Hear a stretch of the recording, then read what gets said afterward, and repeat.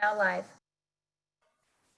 Good evening, and thank you for joining us for the third and final Creek Fire presentation and community conversation for Tuesday, September 29th, 2020. I am Stuart Brown, Parks and Recreation Director and Public Information Officer for the Town of Mammoth Lakes. Also want to just thank all of our panelists this evening, and I'll get to that in a second in the presentation. I do want to announce that this will be our last scheduled community conversation specifically for the Town of Mammoth Lakes. Briefings are provided by the Creek Fire Incident Management Team every second evening, and that's live on their Facebook site at 7 p.m. And that's Sierra National Forest Facebook page. So again, incident briefings are provided by the Sierra National on the Sierra National Forest Facebook page. So if you want to get any other updates regarding the Creek Fire, direct you to that page. Tonight we once again have the A team of first responders, public administrators, public information officers and town county staff that I would like to thank again for joining us and supporting this meeting and donating and giving their very generous time. We'll begin the presentation this evening with an operational briefing, followed by questions from the chat room. And if we have time, we'll take any call-in questions. We're also streaming live on the town's Facebook page, so you can certainly follow us along on that Facebook site. With that, I'm just going to walk through the presentation really quickly. As I said, welcome and introductions, Creek Fire operational briefing, and we'll get to the Q&A. With us this evening, I'd like to welcome Incident Commander Rick Connell and Operations Section Chief Barrett Pagman from the Northern Rockies Incident Management Team 4, all the way from Montana. We also have Poncho Smith, Acting Forest Supervisor of the International Forest, and Gordon Martin, the District Ranger of the Mammoth and Mono Lake Ranger District. We have Sheriff Braun with us this evening, and Town of Mammoth Lakes Town Manager Dan Holler. Just really quickly, again, this is the main Mono County website for all the Creek Fire information. On this has links to the CAL FIRE page, INSEE web page, has the air quality links as well from the Great Basin. And here you'll get the update on containment, acres burned, and any updates as well. And again, you can always email us on the Contact Us link. This is the CAL FIRE page that you're directed to from our main portal. You can see here they'll report in very detailed information, a lot of the acreage, the contain, and the operational briefings of the day. And that's the link you can see right there at the bottom. And again, this is the Sierra National Forest Facebook page. Again, that's where all the live Facebook meetings and events are hosted, and any updates throughout the day is posted on this site. And again, if any questions aren't answered this evening, please email us at creekfire@townofmammoth.ca.gov. With that, I'm going to stop sharing and hand it over to Operation Section Chief Brett Pagman. Apologize if I didn't quite get the pronunciation right, but Brett. Tim, if you want to go ahead and share your screen, we'll get the map and we'll get the operational briefing underway. Thank you. We're unmuted. Yep. All right. Good evening, Mammoth Lakes. My name is Brett Parkman, Operations Section Chief with Northern Rockies Team 4. Today is September 29th. The fire acreage is just shy of 305,000 acres. On the south end of our district, or our zone on the fire, the San Joaquin River breaks to the north. We are continuing to mop up and secure fire line along that fire perimeter right there, snagging and mop up using hand crews, engines, and equipment to secure that fire line all the way up through North Fork and north of North Fork towards Whiskey Falls. In that Whiskey Falls area, we completed a burnout 4 or 5 days ago at this point, and we continue to secure that area and monitor that. Yesterday, we did see an increase in activity when the smoke cleared out and the winds picked up, the RHs and the temperatures allowed for fire to show itself in a couple of areas. We did have one slop over in one spot in that Whiskey Falls area. We were able to pick both of those up. One was late in the afternoon, and we were able to contain that with dozer line and get hose line around that and have that contained by the at least that late afternoon. Moving north, north of Central Camp there, we in the Central Camp area, we do have a lot of contained fire line in there that we are continuing to mop up and secure. North of Central Camp, towards the Little Shut-Eye area, that is where you see that unchecked fire line where it's still red. We continue to monitor this area. It's a pretty rugged, fairly inaccessible terrain. The fire is not doing a lot in there. There are some stringers of timber, so continuous fuels, but in broken patches. So we continue to monitor that and have plans in place. So if we did see an increase in activity in there, but that the fire has not moved to the west in 10 or 11 days at this time. Continuing to the north, the very north end of the northwest end of the fire before we turn into the wilderness, that is the Cletty Meadows area, and we did have a couple of spot fires that we picked up the last couple of days in there, and the hand crews were working in there, hot spotting those hot spots or spots, and getting those things really checked up and working to contain that and turn the corner to the west northwest, and there is some black edge of the fire in that corner by the Division India Julia break, as we call it, on the ground. And what we're looking to do in that area is really get that shored up in that corner. We do feel like that is a critical chunk of line for us. We don't want fire to squeak back out to the west in the west. If it did, we do have plans in place, alternate contingency plans in place, and that's what all those lines that you see on the map to the west of the fire perimeter are. So we're really paying attention to that area. Moving up, into the wilderness to the east and to the northeast there, that area in the wilderness, it continues to burn. It's not burning with high intensities, making any types of runs, but what it is doing, it is burning in the ground fuels and the surface fuels, the heavies, the dead and down, and it continues to stay active in there. But when you're up in that area, it is confined by natural features, peaks, timberline to the granite peaks. So the fire is not. It's boxed in, as well as the old lion burn from 2017. So, and we feel really confident that it's not going to move out of that area. It's going to continue to burn in those fuels, and it will do that until we have a significant change in the weather with a significant amount of moisture and continuous moisture, and even snow until the season change into the winter. We will continue to monitor that when we can by air. We actually used an IR flight and have some video of that area from this afternoon.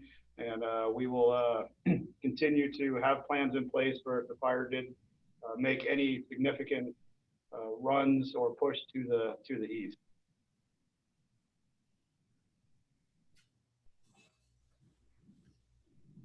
And that's the end of the report. And I don't know how you want to continue with the presentation on the screen, or when you want to jump to questions, or Rick, you had everything to say.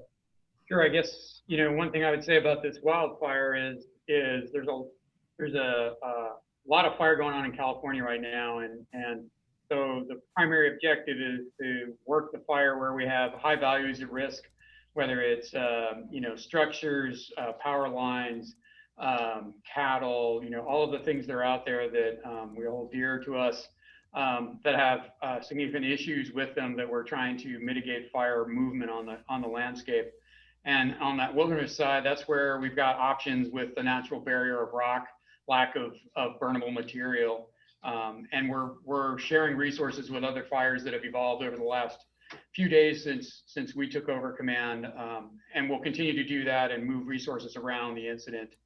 I know you've heard about the management action points in previous presentations, and we're continually striving to watch for those and figure out what the evaluation is if fire moves towards them. One of the things you're going to see is the smoke column ebb and flow over the next few weeks, probably, because the interior, while we may be turning the black edge of the perimeter black because we're putting control line in. The interior can still burn, and we're not able to actually put the entire fire out. So as the diurnal winds move up and down the canyon, you're going to see little parts of the fire. They're going to get into a pocket of timber and produce another bit of smoke, maybe a smoke column that might be visible on your side of the hill. Those will come and go as you move through the future days. They'll be intense some days and probably not even noticeable on others.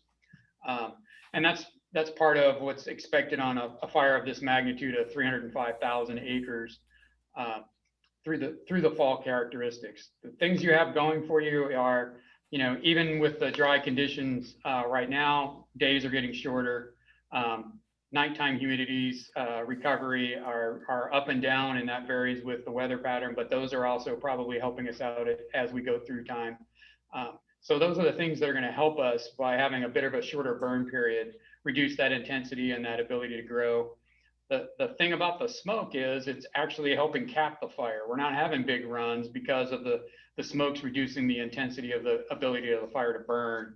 So that's actually helping with our containment because it's burning off the edge of the fire as well as interior without actually really creating more perimeter in a lot of cases. The wilderness obviously is a little bit more challenging, but it's also a lot more rocky. So those are the things that we're watching for over here in the next couple of weeks as we're moving around the fire and trying to get actions going to mitigate fire spread where we can with the resources that we have on hand and be able to assist other fires around the state as they come online here. Like we sent some shot crews yesterday down to the LA area for a new start. So those are the things that are going on in our world. There's also another team, a California Type 1 team has the other half of the fire. We're coordinating with them very well. We're sharing assets across the whole fire, including aircraft, and we're taking the lead on coordinating with your side of the hill and the communities over there, so that you don't have to deal with two different teams and get a lot more of the same information twice from two different groups. So if you have any questions, we'd be happy to try and answer them. Just, while you're there, Rick, thank you, and Brett, are you able to talk a little bit about Division November on the south side there? I mean, because that's an area that we are probably most concerned about if it jumps kind of the San Joaquin, drainage and the slopes there, and just maybe talk about that side and if there's any recent fire behavior and perhaps has there been a change in the distance of the fire from the town of Mammoth Lakes in the last few days or the week? I don't believe there's been any significant change in the distance. I talked with the other IC, his first name is Rick as well. So you call either one of us, Rick will get you the right answer. They tried flying, but it was so smoky they couldn't get over November today. But again, no significant movement on it. They feel that the terrain right there, the lack of fuels and the rocks is really impeding that ability for it to do much movement. And the perimeter just kind of is chunking along in place, eating up that dead vegetation where it's at and is moving. If it is moving, it's at a very slow, methodical pace. The other advantage with the smoke is we're not having wind, and that's the real bonus that we have at this moment. Is for the next week there's really no significant winds. It's just your normal upslope, downslope, diurnal changes with the sunrise and sunset. Great. Thank you, Rick and Brett. Very helpful and very informative. Thank you very much. Before we go to questions, any questions from the panelists to our incident management team before we open it up for questions? Great. All right, Lauren, let's, doesn't look like we have too many in the queue today, but let's get to the questions and see if we can move this along. Thank you. When do you estimate the fire to be completely out? That is a very good question. And that's really challenging because we don't know what your winter is going to look like. We're still, relatively speaking from the temperature focus, we're still in summer. And with the depth of the duff layer that exists in the big timber stand, where you've got the large timber, some of that could actually burn into next spring, just survive underneath the snow. So out is actually going to be something you're just gonna have to keep an eye out for. Now, that also, what you're really probably more interested in is how much longer is it really gonna be a threat to move significantly across the landscape. And that, every day is helping, like we said, burn out the edge a little bit every day. And that's really the piece that will help us is as the edge at the perimeter self-extinguishes itself through the fall and into the winter. That's probably the best chance, is getting the perimeter, even where we don't necessarily put boots on the ground, burning itself out, because it's in the high country. It doesn't have that deep depth of duff, needles and leaves and all that on the ground, dead down slash in the high country. So the interior could probably burn for through the winter, and I wouldn't be surprised if there's some smokes that pop up next spring. It's not uncommon for fires of this size to have smokes come back in the following spring. Thank you. Lauren, next question, please. Have firefighters been deployed on the ground at the northeast flanks closer to Mammoth? And will you be able to get crews in to put in hand lines? The areas to the northeast of the fire, due to the values at risk, or the limited values at risk, we're not putting our ground forces in on that area. If you're looking at the map, that's that Division Mike and around to Juliet and the North Fork of the San Joaquin. We need to focus with the limited resources that we have. We need to focus on the values at risk, and that's how we are prioritizing where we are putting the values, and really looking at that west flank of the fire, from the northwest corner down to the south. And Brett, that's part of the management action point, right? So if the fire gets to that management action point, pincushion, that would be a decision point that you would weigh some of those criteria in regards to deploying any additional firefighters or teams to the area. Is that correct? Yep. The way we establish our management action points, there's a lot of consider certain actions, and that is one of them. There's also consider incident management team for the Mammoth Lakes side of the divide. If that was to be threatened and there was a need to have resources on that side.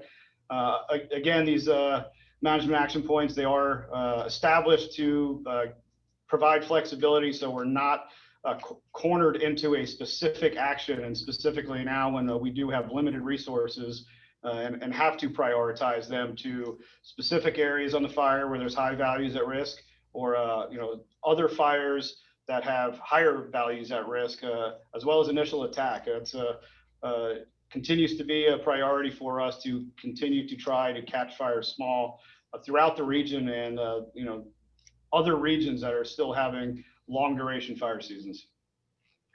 Thank you. Appreciate that. Lauren, next question. Why were ground crews used on the Lions fire but not on the northeast flank? And what happens if we get a wind event? How much time will you have? I don't know the specifics on the decision for the Lion fire. Timing, time of year, available resources.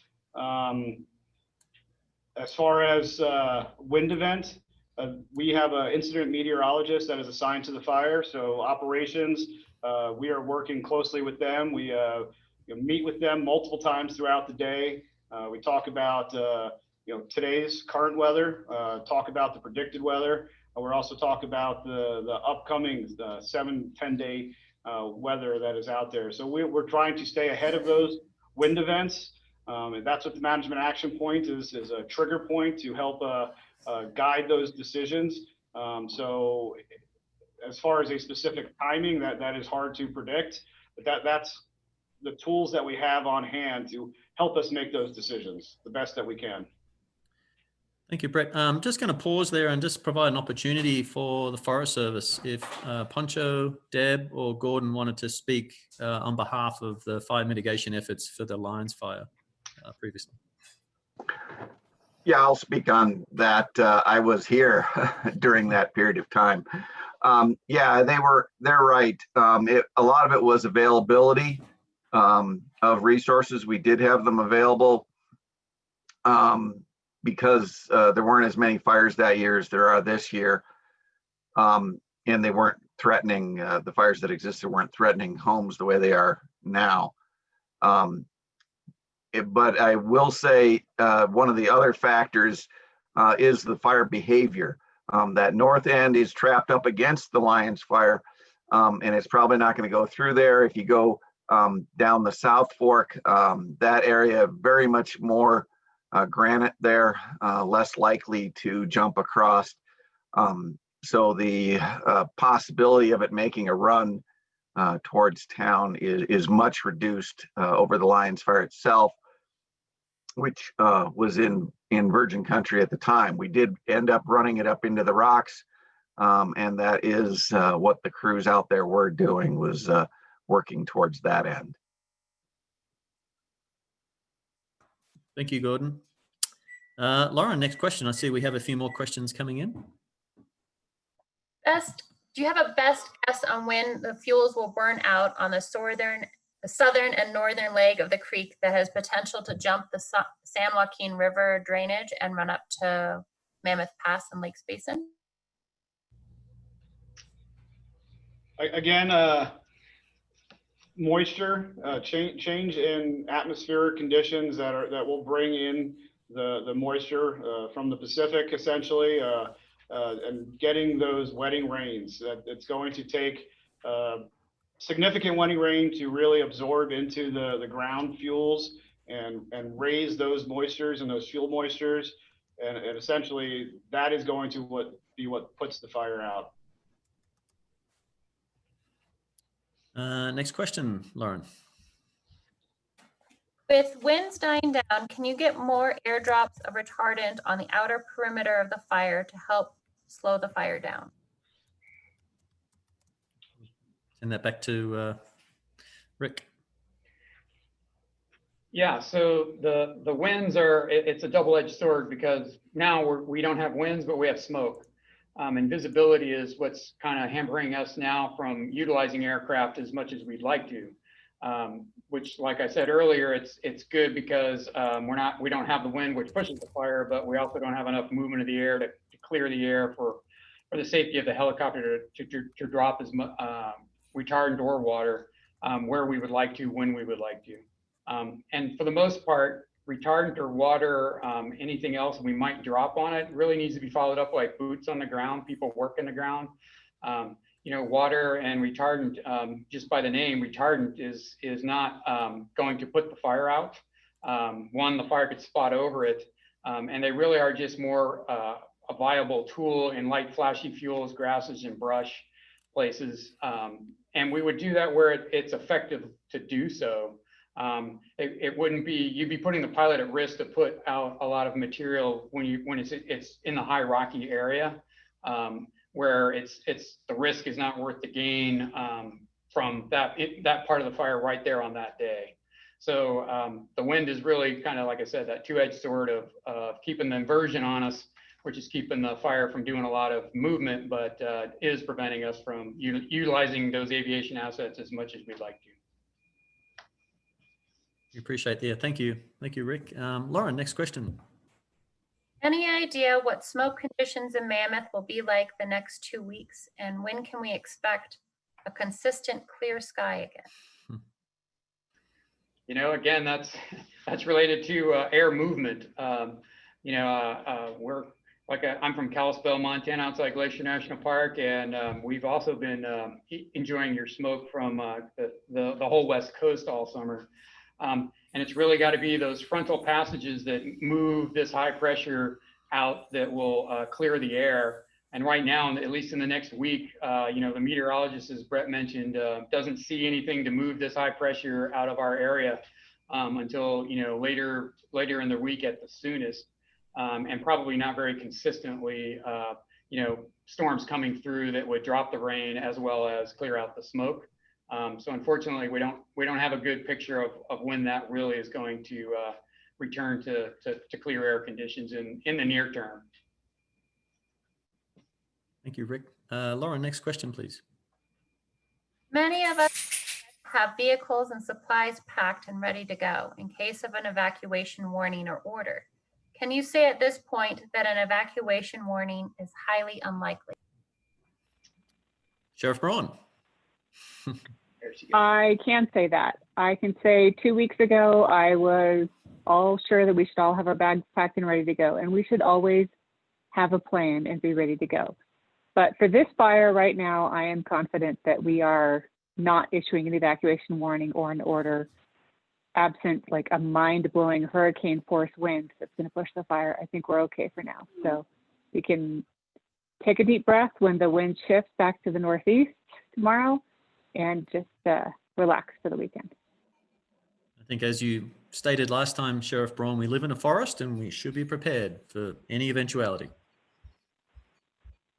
I think that's a great message. Back in Montana, we have a ready, set, go. And, we're always telling folks we're always on that ready. And, coming down here and working with the sheriff on this side of the hill, it's a warning and evacuation. And so that's that set and go. And living in a fire adapted ecosystem is important to, always be prepared. Right, agreed. So ready, have your go bag, have some travel essentials, have the things that you need, know where your important documents are so that you can grab them, your birth certificates, your marriage certificates, your divorce certificates. But be ready to go. Ready, but we're not in set anymore. So unpack your car. You're okay for the weekend. Good advice. Thank you. Lauren, next question. What is your current preference about second homeowners coming to town? Is it safe to come back? Sheriff Braun, I'll send that to you, and maybe the town manager might want to follow you and jump in. Yeah, Dan might want to weigh in on this too. Come back. The forest, though, just announced, and Poncho can correct me if I'm wrong, that 7 of the 9 forests that were still closed are remaining closed till October 8th with a daily revaluation. So there's not a ton to do. You can't ride your bike in the mountain bike park. You can't go into the forest. You can't go for a hike unless you go up to the HT. But the air has been clear. That it's nice here. The businesses certainly use your coming by and spending some money. So it's okay with me if you come back. Yes, Dan Holler. I would echo that, but just would have you check the air quality as well, depending on the shifting in the wind with the smoke in town. Like today, it was fairly smoky. Other days, it's been clear. So make sure you check the air quality, that you want to be someplace here where, if you do want to get out and go somewhere where you legally can go to, that you can do that. And as the sheriff noted, it is our understanding that the Inyo National Forest is going to continue to be closed for a period of time, another week or so. And so if you do come up, there are limited activities in and around Mammoth Lakes that you might be used to as a second homeowner as you come up. That includes a lot of our bike paths and trails, and even Shady Rest Park, for example, that are all on the National Forest properties that would be closed for activity. I will add that Yosemite is open. So if you can get a pass into Yosemite, Tuolumne Meadows, if our air is clear, or check Levining or Bridgeport. I've seen some beautiful pictures out of Tuolumne Meadows. So it's a good time to go up there and catch the fall colors. If you want to go up and see the fall colors up around Virginia Creek, spectacular. Yes. June Lake Loop. Yeah. And I believe the reservation system for the park is in place through October, but there's no reservation platform system in place beginning November. So we'll see how we do, and a great way to access Yosemite from the east side. Lauren, next question, please. If action management lines are breached, how long will it take to get the resources here, and where are they coming from? I'm going to send that back to Rick or Brett. Thank you. So part of the breaching the line is like Brett mentioned earlier, is setting up the plan. We've backed up from where the values at risk are to where the lines are to give us the time that we think we need. And we'll reevaluate that depending on how available or scarce resources are to meet the need of each step of the proposed plan. So it's kind of captured in where we put the line on the ground to be able to accommodate the transition that you need to be able to ramp up to meet the need. And Devil's Postpile, Reds Meadow has already been prepared. It's been wrapped. I mean, there's been some mitigation efforts ongoing for the last several weeks down in that location. And I'm sure if Chief Freevolt was here, he would also speak to the plan for the deployment of engines and support in and around the Lakes Basin and the Town of Mammoth Lakes. So, Dan, I don't know if you wanted to add any more on that, but Yeah, we could echo that we actually have put in place a response plan for the Lakes Basin with both local resources and others from within the county and mutual aid sources. And they have gone up, they've done some reconnaissance in the area and have actually updated the plan and areas up there where they would know to go to set up protection and looking at any spotting of fire or actions of that nature, looking at some of the facilities where they would need to provide protection. And then if they had to fall back, those same things would be in place at that point. But they have done that pre-planning work, knowing what they have from a resource standpoint. And then, of course, we'd go through the state on a pre-ordering element if that was the call that something was happening. And that actually can happen fairly quickly. And so we believe some resources would be here through that, as well as ongoing, depending on the need and the level of threat there, that they would provide resources into our area.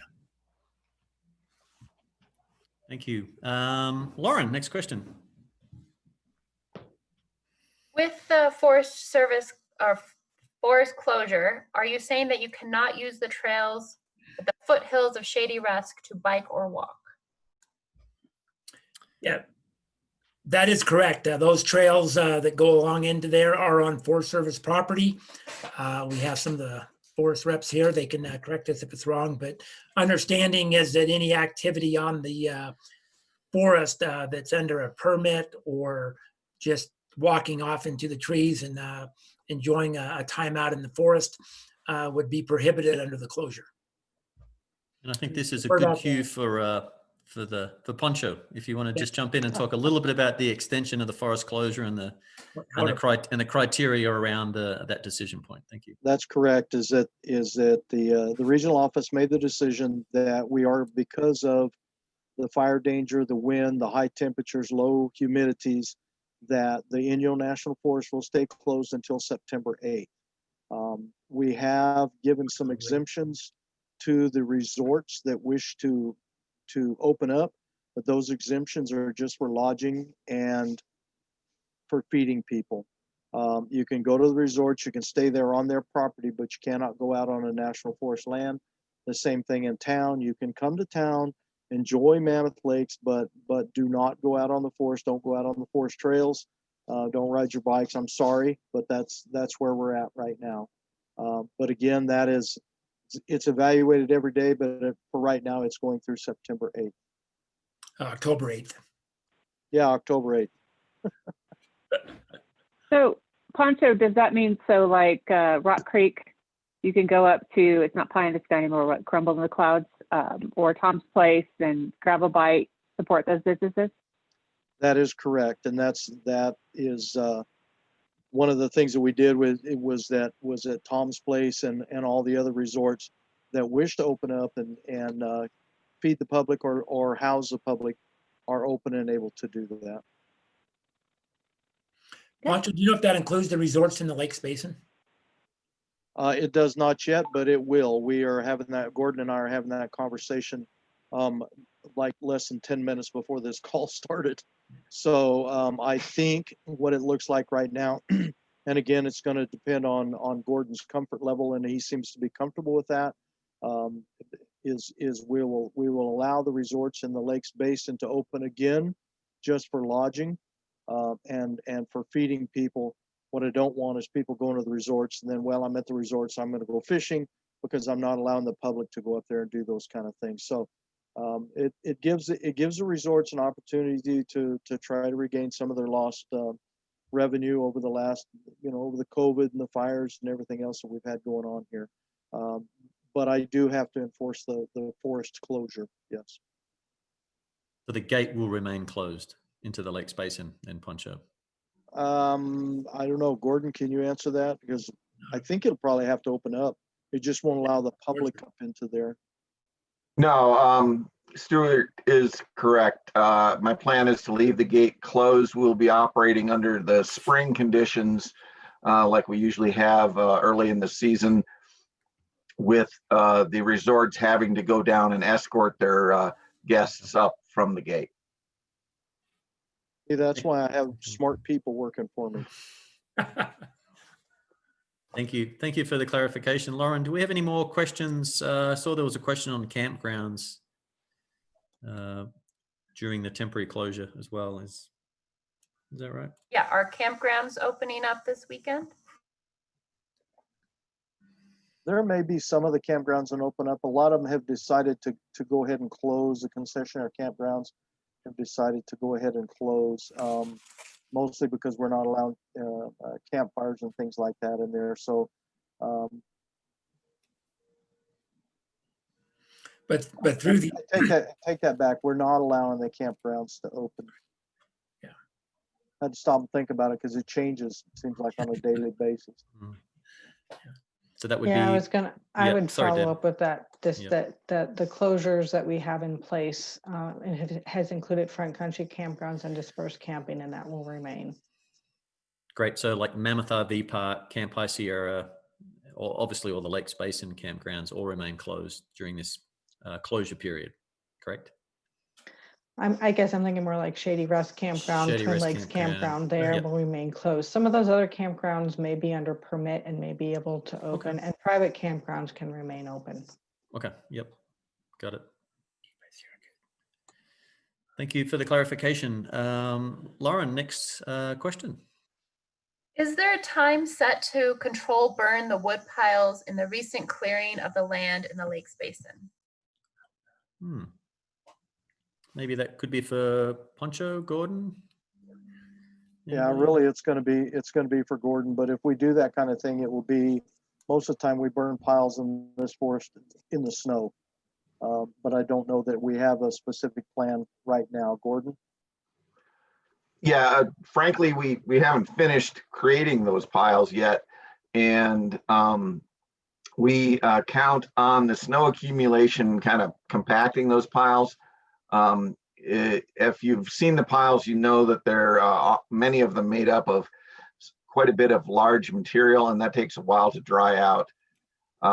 So we'll take a look at them probably in the spring to see what they look like if we can get in there. If not, it will be the following fall, but we don't have a plan to go after them this fall. They're still too green, and they're going to be in there finishing up that project here shortly. Thank you, Gordon. Lauren, I see another question there about resources and other forests opening up during this time. Yeah, if there are not enough resources, why are they opening up other forests in California? Well, I can answer that. Some of the other forests are opening up because they have the high altitude areas that people can access in their vehicles and things like that. So the fire danger is not that great up there. They also, in those areas, they don't have the large campgrounds that we have where even if a fire went through, that they might have the concern of evacuating as they did on the creek fire early on the first night of the creek fire. So there's a variety of different reasons that some of the other forests are open. And many of them, even those that have fires on them, the area around the fire, they have a large area around the fire closed. There's just a small percentage of the forest that are actually open. And some of it, quite honestly, has to do with hunting. The hunters, people have once in a lifetime elk permits, once in a lifetime antelope permits. And they are, wanting to get out there on their on the American land and hunt. And so that there is a lot of pressure coming from there too. Thank you, Poncho. At this time, Lauren, perhaps we'll go to any call-in questions. All right, our first call-in question is Becky. Go ahead and unmute yourself, Becky.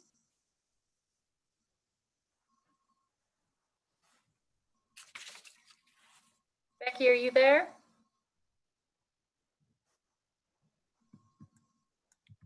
Okay, moving on to the next call-in question. Our next call-in question is Sherry. Sherry, are you there?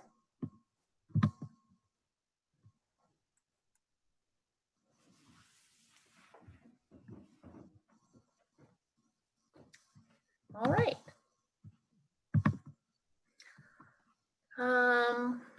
One more call-in question. Nope, they dropped their hand. Should we also expect to see smoke impacts from other fires burning in addition to the creek fire, such as glass fire in Napa? Yes. Yep.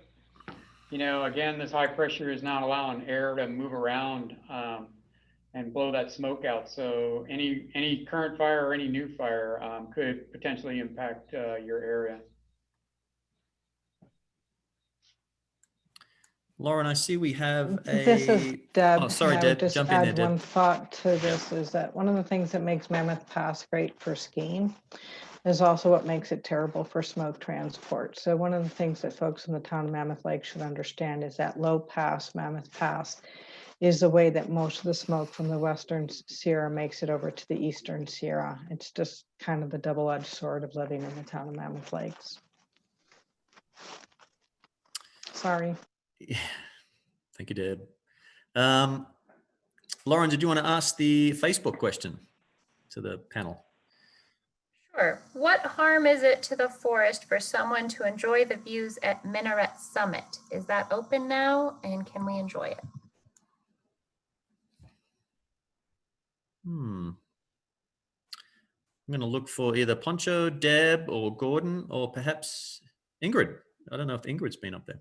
Anyway, but Gordon, thank you.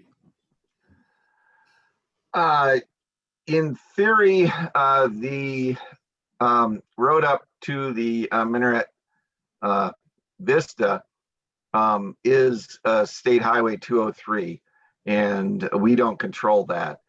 However, once you got to the end of it, that is our facility and it remains closed. The restrooms are locked and all of that. So, and with the smoke, I don't know how much of a vista it is. Well, and part of the problem is once you're past the shack and you're up to the vista point and you're looking around, there's plenty of trails up there. You could go on from there. You could drive, you could hike, and you would be in the forest, and they really wouldn't have a way to control that. So that's why it's closed, is because once you're at that point, you could keep going. I have a question for Deb, and she can correct me if I'm wrong. I remember during the Lion Fire, when we had our meetings, you said there was an advantage to the smoke, and maybe I'm wrong, in that it did something with the bark beetles. Am I misremembering that? No, you're not. I was talking about fire ecology at the time and that the role that kind of natural regime fire plays in the ecosystem, and that if we're having the desired fire effects, more frequent low intensity fire behavior, that it's good for reproduction of the trees. It can help do things like seed cube germination. For a lot of the trees here, that's definitely the case. And I was mentioning that normal cyclic smoke patterns are actually good at calling back parasites and things like mistletoe and insect blights and fungal blights that can happen into the forest. So yes, I did say that. Great. I thought I was making it up. So thank you. You weren't making it up. I can give you lots of boring literature if you want.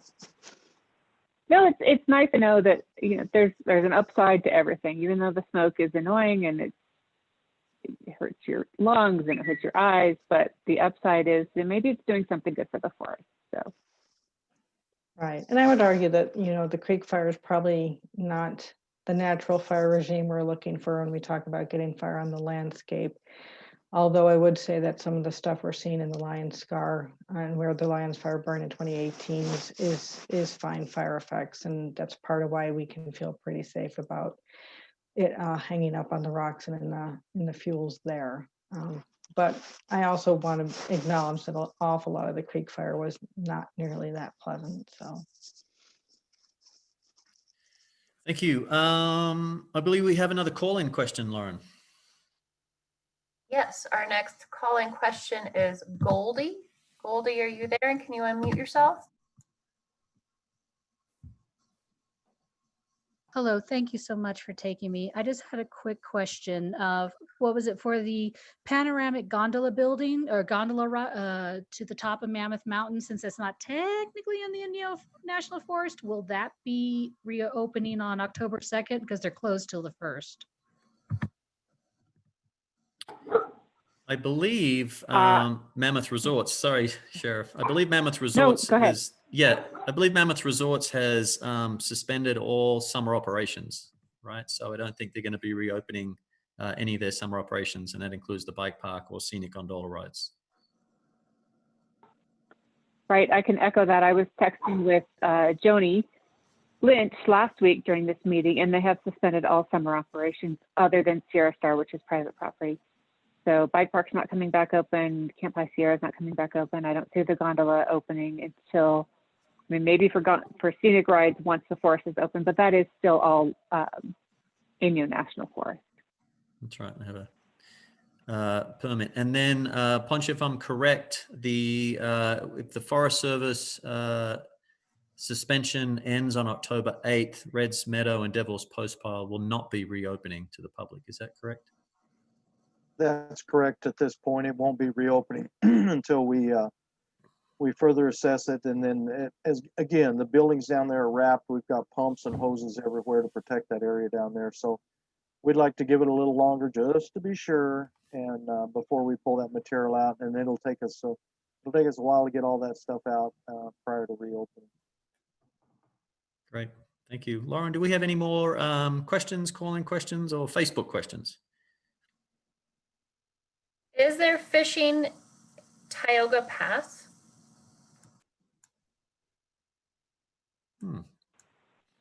Sheriff.